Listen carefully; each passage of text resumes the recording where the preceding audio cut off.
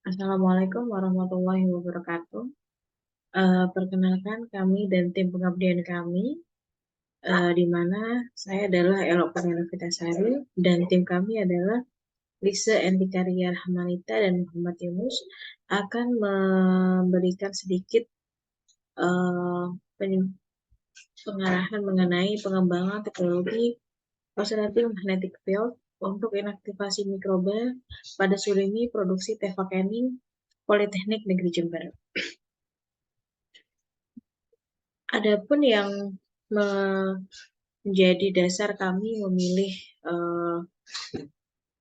produk surimi dari Tefakening yaitu pada dasarnya sektor perikanan Indonesia memiliki prospek yang penting untuk menjadi pilar ekonomi dan dalam rangka meningkatkan kesejahteraan masyarakat perikanan di Indonesia, di mana salah satu produk perikanan yang memiliki nilai ekonomis tinggi adalah ikan hiu. Karena hampir semua bagian dari ikan hiu dapat diolah menjadi produk.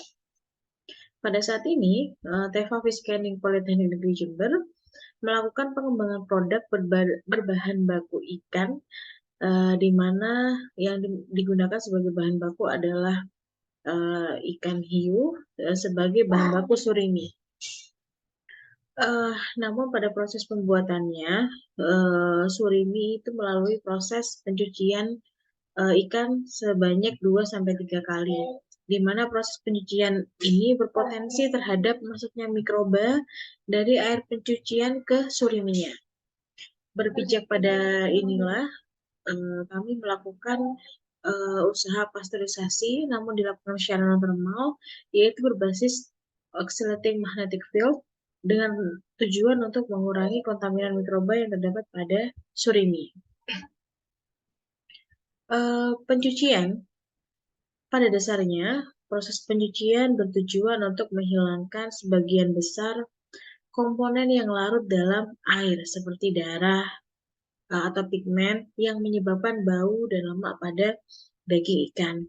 Namun, proses pencucian ini tentunya berpotensi terhadap terjadinya denaturasi protein, di mana protein merupakan senyawa kimia yang paling berperan terhadap pembentukan gel pada saat pembuatan surimi. Sehingga selain sebagai selain berperan dalam pembentukan gel, pencucian memiliki dampak negatif lainnya, yaitu berpotensi terhadap masuknya mikroba dari air pencucian ke produk, yaitu surimi.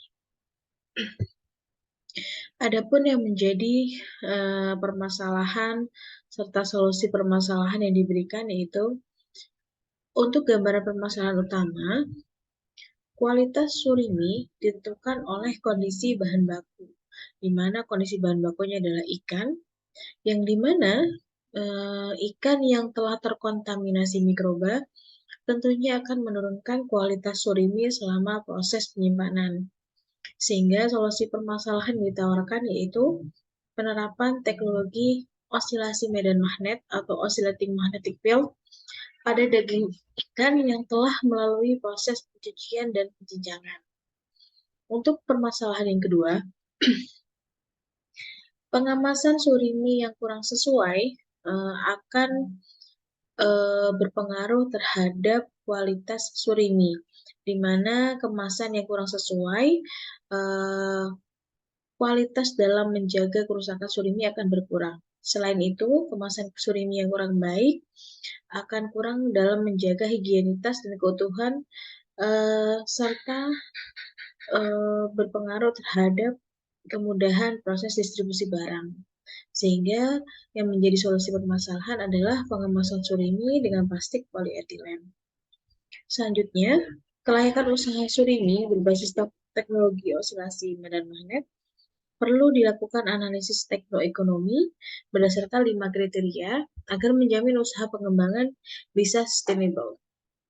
Sehingga yang menjadi solusi permasalahan adalah penentuan teknoekonomi produk surimi dengan teknologi osilasi medan magnet berdasarkan pada 5 kriteria. Adapun yang menjadi metodologi, yang pertama, metode dan tahapan penerapan teknologi itu diperlukan komitmen serta pendekatan partisipatif serta pendekatan individual antara kedua belah pihak, mulai dari proses persiapan hingga proses eksplorasi. Selanjutnya dilakukan koordinasi dengan mitra guna menganalisis permasalahan dan kebutuhan mitra serta masyarakat dan membuat kesepakatan solusi yang akan dituangkan dalam program PIM. Selanjutnya, aplikasi Oscillation Magnetic Field merupakan teknologi inaktivasi mikroba pada bahan pangan yang didasarkan pada aplikasi efek medan magnet. Adapun prosedur pembuatan surimi, yang pertama adalah persiapan bahan baku yaitu berupa daging ikan hiu, di mana sebelum proses penjenjangan dilakukan proses pencucian terlebih dahulu untuk menghindari kotoran melekat pada daging ikan. Kemudian dilakukan pencincangan daging ikan, di mana pada saat proses pencincangan daging ikan ini bisa ditambahkan dengan sukosa atau tepung yang berguna sebagai pengikat antara cincangan ikan yang satu dengan yang lainnya. Kemudian hasil cincangan ikan ini kemudian diletakkan atau dimasukkan pada kemasan polietilen sehingga meletakkan daging pada kemasan polietilen ini dalam kondisi yang padat dan perlu dibekukan pada suhu di bawah minus 33 derajat Celcius.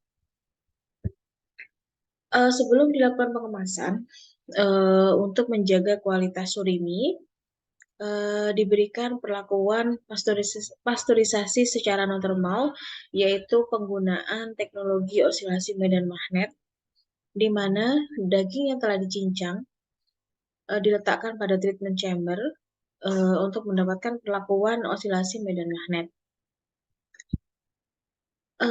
Untuk pengujian produk, kami melakukan pengujian beberapa kajian fisiko-kimia dari daging surimi.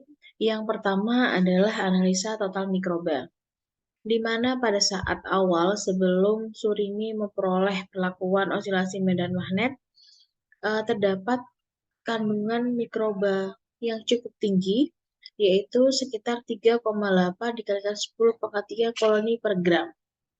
Namun, setelah memperoleh perlakuan pasteurisasi secara non-termal, terjadi penurunan total mikroba surimi, yaitu pada lama perlakuan OMS selama 5 menit, 10 menit, dan 20 menit. Penurunan cukup besar terjadi setelah memperoleh perlakuan 20 menit, yaitu dengan nilai total mikroba akhir adalah 1,8 dikalikan 10⁻² koloni per gram. Penurunan jumlah mikroba berbanding lurus dengan besar tegangan masukan, jumlah pulsa, serta waktu pasteurisasi. Kematian mikroba akibat pemberian medan magnet dipengaruhi oleh adanya kerusakan struktur sel seperti rusaknya membran sitoplasma sel sehingga menyebabkan kematian sel.